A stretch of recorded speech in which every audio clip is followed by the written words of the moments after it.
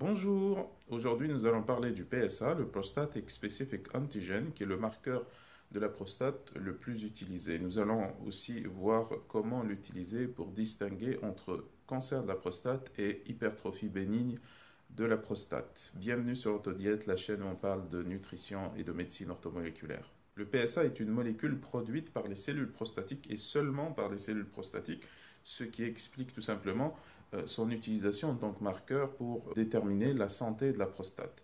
On l'utilise très souvent et très généralement dans le dépistage et le diagnostic du cancer de la prostate et aussi d'autres atteintes de la prostate. Donc, quand on dit PSA tout court, on parle du PSA total.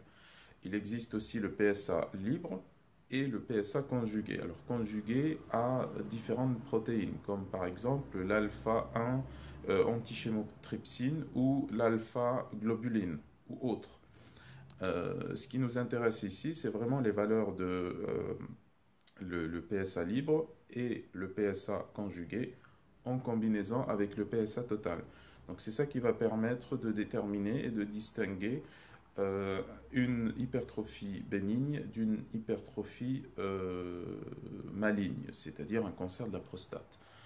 Maintenant, concernant l'utilisation de ces marqueurs dans la détermination du cancer de la prostate, elle est un petit peu controversée ces derniers temps parce qu'on dit que voilà, il n'y a pas que le cancer de la prostate qui pourrait augmenter le PSA, donc le PSA total, puisque quand on a un cancer de la prostate ou d'autres conditions, par exemple hypertrophie bénigne de la prostate, ou quand on réalise un massage de la prostate, là on a une augmentation. Il y a d'autres cas aussi, mais si vous voulez, il n'y a pas que le cancer de la prostate qui fait augmenter le PSA.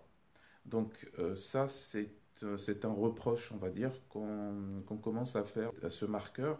Et ce qui est très important à voir ici, à dire, c'est que le PSA n'est pas seulement utilisé dans son marqueur total. Il est aussi utilisé en tant que marqueur libre et conjugué. Et quand on l'utilise en tant que marqueur libre et en tant que marqueur total, là, on peut distinguer entre une hypertrophie bénigne de la prostate et un cancer de la prostate. Comment faire? Eh bien, tout simplement, dans le cas soit de l'hypertrophie bénigne, soit du cancer de la prostate, vous allez avoir une augmentation du PSA total. Maintenant, pour différencier à quel type de maladie réellement a-t-on affaire, eh bien tout simplement, il suffit de regarder les valeurs du PSA libre. Si le PSA libre diminue, en même temps que le PSA total augmente, là on est face à un cancer de la prostate. Donc le PSA est un marqueur très intéressant et très bénéfique. Avant la découverte du PSA,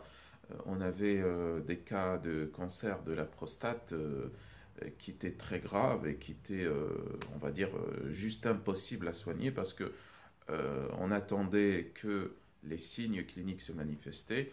Et quand les signes cliniques se manifestent, en général, on le sait, dans le cancer de la prostate, c'est déjà trop tard. On ne peut rien faire, ou presque, on va dire. Il faut compter beaucoup plus sur la chance que sur le traitement. Donc, si vous voulez, le PSA a apporté beaucoup d'aide dans le dépistage du cancer de la prostate et c'est un marqueur très utile. Si vous êtes intéressé par des moyens de prévention et de traitement naturel du cancer de la prostate par des substances orthomoléculaires, par des compléments alimentaires, des vitamines, des micronutriments, etc. J'ai réalisé une formation sur le sujet. Si vous êtes intéressé, vous pouvez voir la présentation de la formation soit en cliquant sur le lien dans la description en bas, soit en cliquant sur le lien dans le i comme info ou dans le statut si vous êtes sur Facebook. Et moi, je vous dis à très bientôt pour une prochaine vidéo. Salut!